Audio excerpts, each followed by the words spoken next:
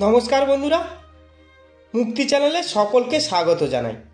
আজকের ভিডিও শুরু করব হোলির আগের দিন রাতে কেন নেড়া পড়ানো হয় সে সম্পর্কে কিছু তথ্য আপনাদেরকে এখনই দেব। শুরু করছি আজকের ভিডিও।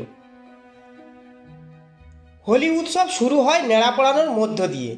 কারণ হিসেবে বলা হয় হোলির রঙের উৎসবের আগে নেড়া পড়ানোর রীতি প্রচলিত। এটি হোলির শুভ সূচনা এবং ধর্মীয় আচার হিসেবে পালিত হয়। স্থানীয় জনগোষ্ঠীর বিশ্বাস এই শুভ শক্তির প্রতীক এবং আনন্দের বার্তা বহন করে। হোলির আগে কেন নেড়া পড়ানো হয় জানাবো তার ঐতিহ্য ও বিশ্বাস সম্পর্কে। অনেকের মনেই প্রশ্ন থাকে হোলির আগে আগুন জ্বলে কেন। হোলির আগের রাতে এই নেড়া পড়ানো বহু প্রাচীন রীতি। এটি অশুভ শক্তির বিনাশ ও শুভ শক্তির বিজয়ের প্রতীক। বিশ্বাস করা হয় এতে দুর্ভাগ্য ও নেতিবাচক শক্তি দূর হয়। অনেকের মনে প্রশ্নও থাকতে পারে হোলির আগে নেড়া পড়ানো একটি ধর্মীয় বিশ্বাস নাকি লোকাচার। নেড়া পড়ানোর পেছনে রয়েছে পৌরাণিক কাহিনীর সংযোগ। এটি হোলিকার দহন ও নতুন বছরের শুভ সূচনার প্রতীক। অনেকেই মনে করেন এটি একটি প্রাচীন কৃষিভিত্তিক আচার। শুধু হোলিকা দহন নয়, কেন গুরুত্বপূর্ণ নেড়া পড়ানো। অনেক স্থানে হোলিকার দহনের পাশাপাশি নেড়া পড়ানোর প্রচলন আছে। এটি আগুনের মাধ্যমে শীতের বিদায় ও বসন্তের আগমন চিহ্নিত করা হয়। কৃষিজীবী সমাজে এটি মঙ্গল কামনার প্রতীক হিসাবে পালিত হয়। নেড়া পড়ানোর কুসংস্কার নাকি আধ্যাত্মিক রীতি। কেউ বলেন এটি কুসংস্কার, আবার কেউ বলেন ঐতিহ্য। প্রাচীন বিশ্বাস অনুযায়ী এতে দুঃখ, কষ্ট ও দুর্ভাগ্য দূর হয়। সময়ের সঙ্গে এই রীতির গুরুত্ব কিছুটা বদলালেও এটি আজও টিকে আছে। হোলির উৎসব শুরু হয় নেড়া পড়ানোর মধ্য দিয়ে।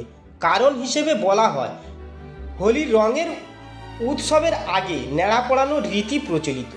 এটি হোলির শুভ সূচনা এবং ধর্মীয় আচার হিসাবে পালিত হয়। স্থানীয় জনগোষ্ঠীর বিশ্বাস এটি শুভ শক্তির প্রতীক এবং আনন্দের বার্তা বহন করে। হোলির আগের দিন রাতে নেড়া পড়ানো বা হোলিকা দহন একটি গুরুত্বপূর্ণ হিন্দু ঐতিহ্য, যা অশুভ শক্তির বিনাশ এবং শুভ শক্তির জয়ের প্রতীক হিসাবে উদযাপিত হয়। এর পেছনে মূলত পুরাণের একটি জনপ্রিয় কাহিনী রয়েছে। হিন্দু ধর্মগ্রন্থ অনুযায়ী দৈত্যরাজ হিরণ্যকশিপু ছিলেন একজন অহংকারী রাজা, যিনি চেয়েছিলেন সবাই তাকে ঈশ্বরের মতো পূজা করুক। কিন্তু তার নিজের পুত্র প্রহ্লাদ ছিলেন বিষ্ণুর পরম ভক্ত।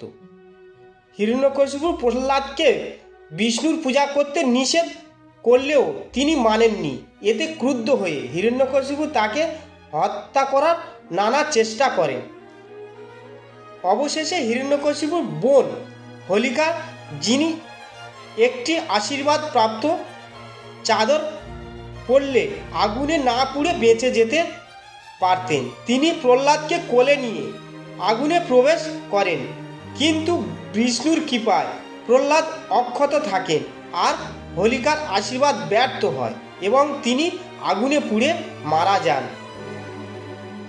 এই ঘটনার স্মরণে হোলির আগের দিন রাতে হোলিকা দহন বা নেড়া পড়ানো হয়, যা অশুভ শক্তির বিনাশ এবং সত্য ও ভক্তির জয়ের প্রতীক।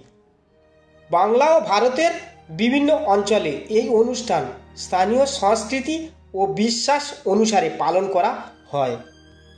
প্রিয় দর্শক বন্ধু, ভিডিওটি মন দিয়ে দেখার জন্য অনেক অনেক ধন্যবাদ। আমাদের এই ভিডিওটিকে একটি লাইক দিলে আর আমাদের এই ছোট্ট মুক্তি নামক চ্যানেলটিকে সাবস্ক্রাইব করে আমাদের সাপোর্ট করলে আমরা নতুন নতুন ভিডিও আপলোড করার প্রেরণা পাবো। আমাদের চ্যানেলটিকে সাবস্ক্রাইব করে আমাদের সাথে জুড়ে থাকুন এবং এরকম ভিডিও দেখতে থাকুন। ধন্যবাদ। হরে কৃষ্ণা, হরি বল।